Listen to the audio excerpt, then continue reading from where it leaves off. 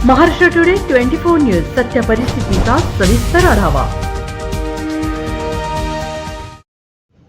फिल्मी स्टाईलमध्ये दागिन्यांच्या दुकानावर दरोडा टाकणारे 4 आरोपी नवी मुंबई पोलिसांच्या ताब्यात। खारघरमध्ये ज्वेलर्सच्या दुकानावर दरोडा, बंदुकीच्या धाकावर दरोडा टाकल्याप्रकरणी पोलिसांनी राजस्थानमधून 4 जणांना अटक केली आहे।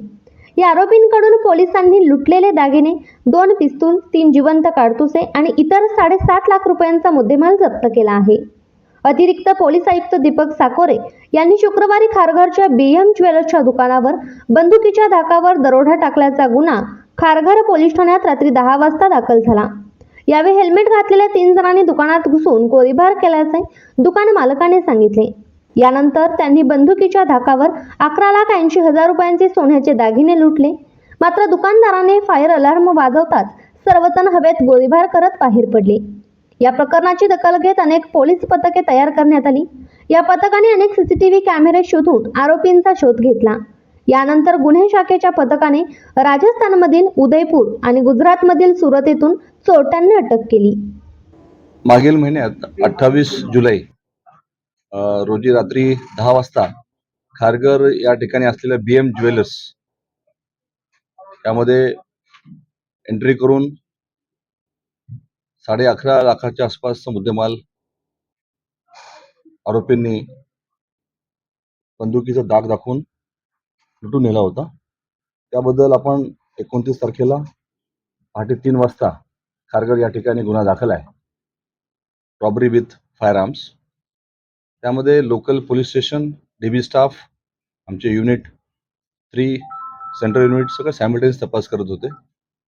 मग फुटेजची पाहणी करत असता इंट्रोगेशन जे आपण केलं त्यामध्ये थोडंसं काही क्लूज भेटले आपल्याला। त्याने काही पावसाची जॅकेट घातले होते, हेल्मेट होतं, वाहनाचा वापर केला होता। CCTV footage analysis, technical analysis व जे काही इनपुट्स भेटले त्या ठिकाणी आपल्याला स्पॉटवर, त्याचा फॉलोअप करून आपण अनेक टीम तयार केल्या, लोकल पोलीस स्टेशनच्या, DBच्या व क्राईम ब्रँचच्या, आणि आपण राजस्थान, MP, गुजरात आणि महाराष्ट्रामध्ये काही ठिकाणी मागील 15-20 दिवस काम करत होतो।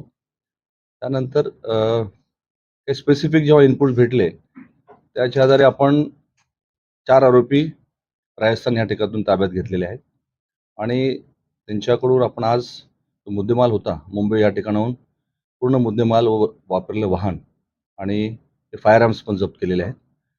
गुन्ह्यामध्ये आम्हाला एक फायर आर्म आहे असं वाटत होतं, परंतु आम्हाला जेव्हा जप्त केला आम्ही मुद्देमाल आज, तर त्यामध्ये आम्हाला 2 फायर आर्म्स सापडलेले आहेत।